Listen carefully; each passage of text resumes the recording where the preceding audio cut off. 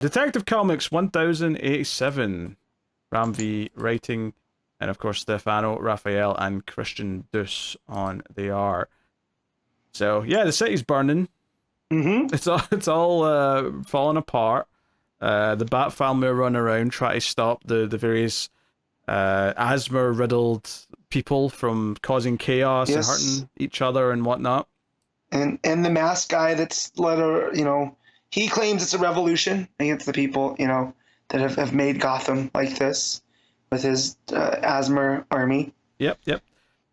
So that's all playing. You got Nightwing making his big grand entrance, and kind of clashing a little bit with Azrael. Cass has got a great entrance here as well. Sort of in silhouette, crouched down at the top of the rooftop, moon behind her. Very, very cool. And they're all sort of dealing with weird things. Batman's with Ten-Eyed Man still kind of like, okay, wrapping up there.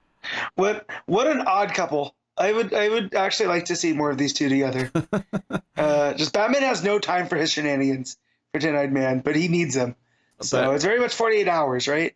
That's all the setup of the book, and then the actual main sort of story of this issue is that the Wolf member of the team, who's Ten Claw. There you go, Ten Claw. Yes. I don't remember their names. Ten Claw is coming with a team to capture Montoya, and that's their goal. They're going to take her for part of their plan, and Montoya is refusing to just run away. But when she's forced to, when the other cops like, we have to go, let's run to fight another day.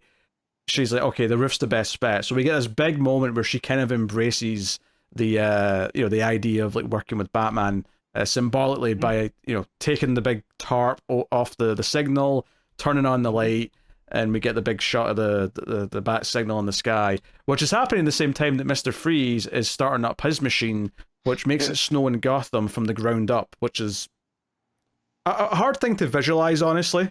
Like, yeah. Even in the art, I'm like, it still looks like it's falling down to me, but yeah, you're not going to retrain that part of my brain.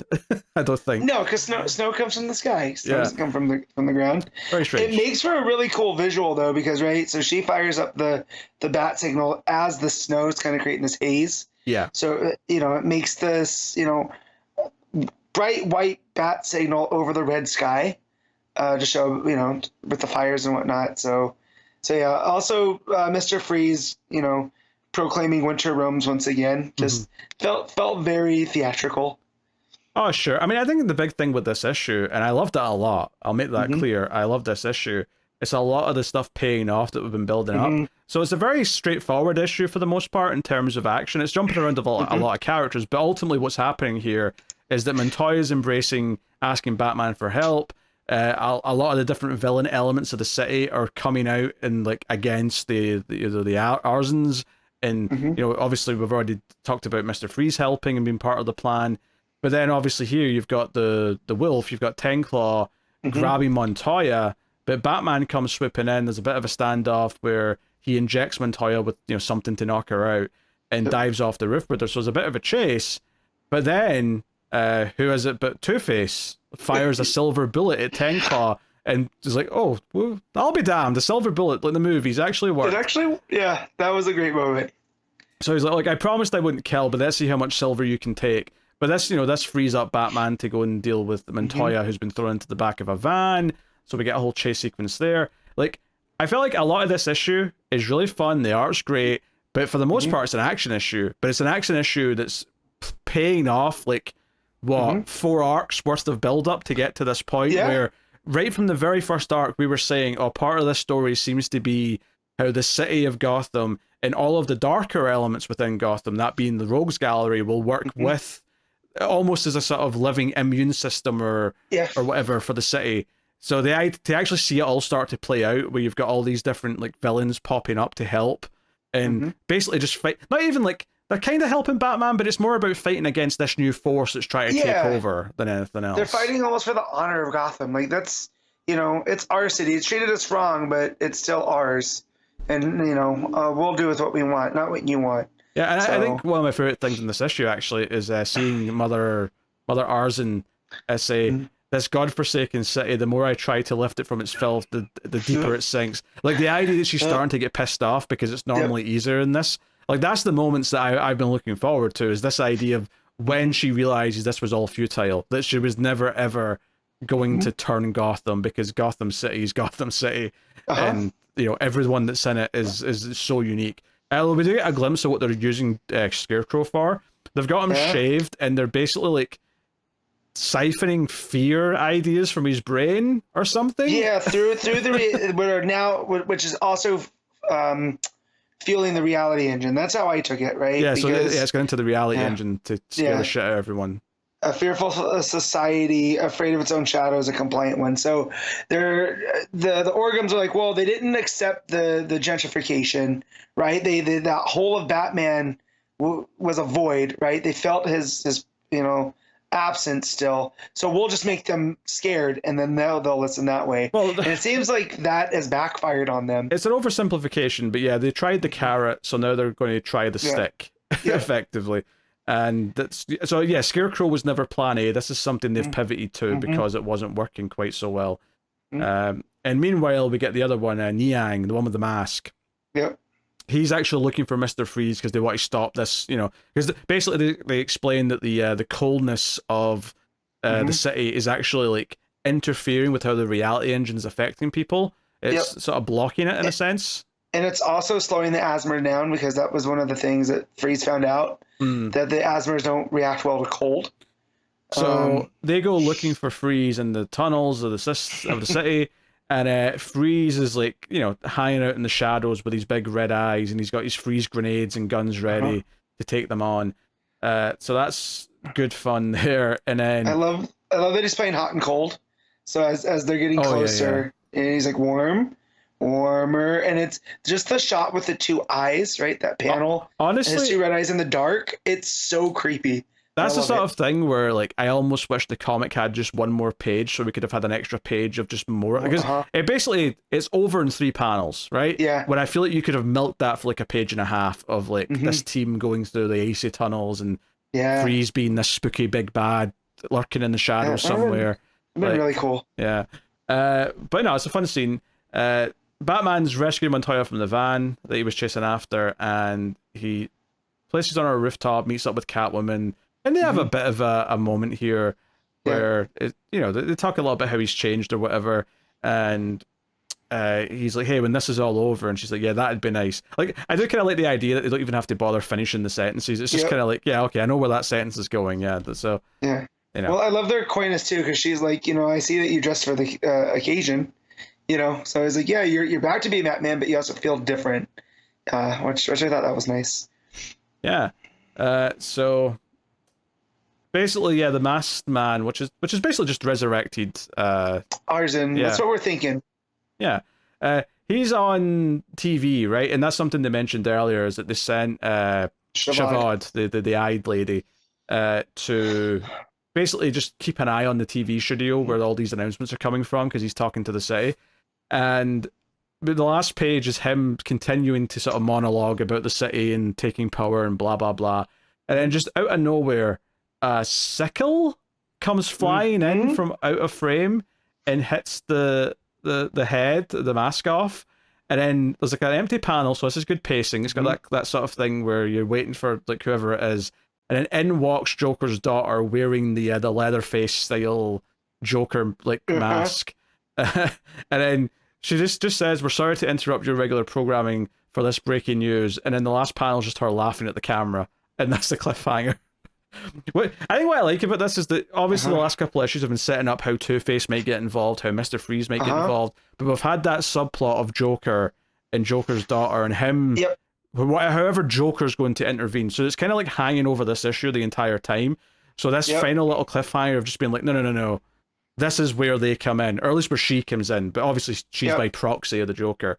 Because we know that all the rogues that are working with Batman aren't going to kill. So when we see the Scythe come in and take this dude's head off, presumably, we're like, oh well, that's Joker's influence into this whole thing. But that's such a well-paced page as well, because he's talking and it almost sneaks up behind him, right? It's almost like the sickle has its own mind.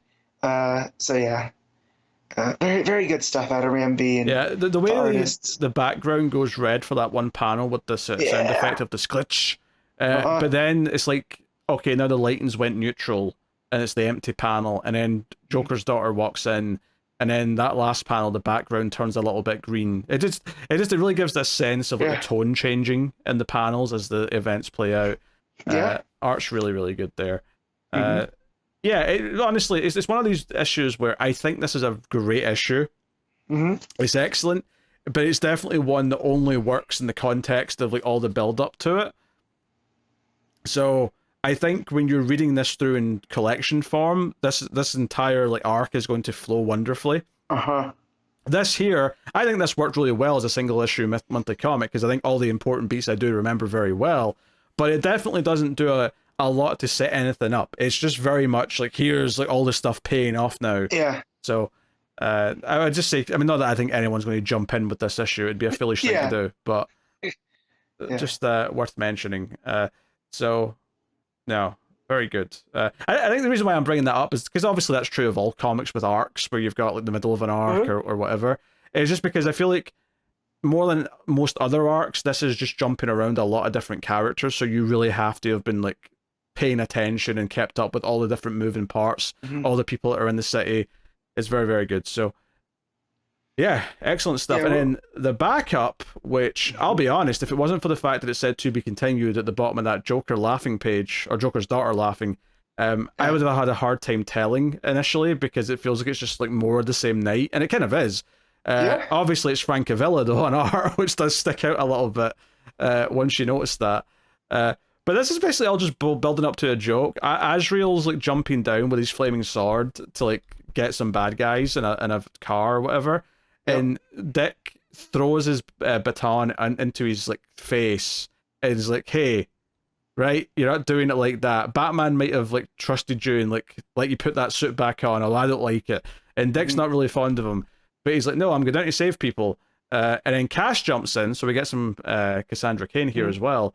Art looks great in her. Francavilla is an artist that really suits himself to her, I think. Yes. Honestly, anytime there's fire, actually, now I'm looking at this page, Uh-huh. anytime there's fire glowing in someone's face, that's when Francavilla is shining as an artist because it really, Yeah, really works. the yellows, the orange, there's a glow to everything. Like, yeah, it looks real nice. Yeah. So Cass is helping Dick, and Azrael's getting someone else, and Dick's like, "Oh, we can't trust him," and Cass is like, "Trust him." And Dick's like, "Yeah, but he was born to kill. He was brainwashed to be an assassin." And then Cass just says, "So was I."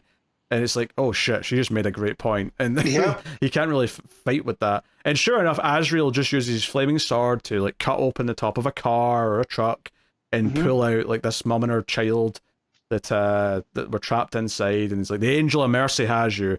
And he explains to Nightwing that, look, my whole mantra's changed. I'm now this angel of mercy. I'm not a being of vengeance. But he does throw in at the end here, but make no mistake, I'm only giving you 3 chances, and you lost 1 chance when you hit me in the head with that stick. So you've only got 2 left now, right? So we're not going to have a problem, are we? And then the final page is a full page spread of his stick hitting him in the head again with a big boink, sound effect. Yeah. Which really made me laugh. Do you know the thing is that this started off so self-serious almost because it was all about, oh, I don't trust you, Azrael. And Dick's even almost a little bit more antsy than normal because he's being really kind of negative. And it was nice to see Cass kind of stick up for him a little bit. But all of it is building up to this joke where Dick's like, I don't care what your warnings are. I'll hit you in the head with my stick if I want to. Yeah, I like that whole because it's almost a 9x9, right? There's the top one on. There's 1 panel on the top, so there's only 7 panels. But just the way that flows with Francavilla's art, right? Yes. With the way that it has that in the center, it has all 3 of them. I just thought that was a nice panel there too. But the way that it tells the story with Azrael and Dick looking at each other, and he's like, "Look, second chances indeed. You struck me with your stick," and then it just jumps down to Nightwing looking just like arms folded, like he doesn't care. That really sells that joke. Like, I didn't actually think he was going to bonk him again. So when he does do it, It's real funny. And to be fair, they set up the sound effect even because when he says you struck me with your stick, Dick says, barely, I bonked you at worst. So that actually sets up the word bonk, so it's really funny when you get to that last page. Yes. Not that I think the book needed levity. Like it wasn't like I was reading the main story going, oh, I wish this had some lighthearted stuff in it. I'm glad it doesn't. But this being a nice little separate thing at the end, just to sell the characters of Cass, Nightwing, and Azrael, who all get to shine in different ways. Dick, you get his personality with the ending joke. Cass, you get her kind of like wanting to trust Azrael and sort of sticking up for him. And then Azrael, you get obviously him with these flaming swords, sort of saying how he's changed and whatnot. And and Dan Waters has done Azrael, right? There's that whole book. Yes. That he did with Azrael, so we're kind of used to that. So this makes me excited for him taking over Nightwing, just because if it's going to be something similar to this. Do you know, I never even thought of that as I was reading it. You're right, that Dan Waters is taking over Nightwing. It seems like he has Nightwing's tone down, Pat. Just, and it helps that Frank Avella is such a great artist, and I'm sure his artist on Nightwing will be just as well. Yeah. But, the jokey nature of Dick Grayson very much came through. So, I think it's going to be in very good hands.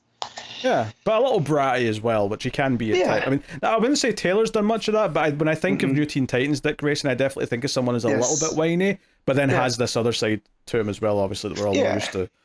So, yeah, very good. Yeah, very, very, very good. Yeah, so great main story, great backup, really no complaints. I like that the backup as well is just set during the night because it's very chaotic, so you can easily just go to a couple of characters who showed up in the main book but weren't as focused on and just do a little bit more with them. I actually kind of like that as a backup idea. What are you giving the book, Matt? I'm at the 8.5. I got you 9. I think it's okay. I think it's an excellent issue of this art. I think everything's starting to feel like it's paying off, and I just I was super engrossed the entire time because everything matters.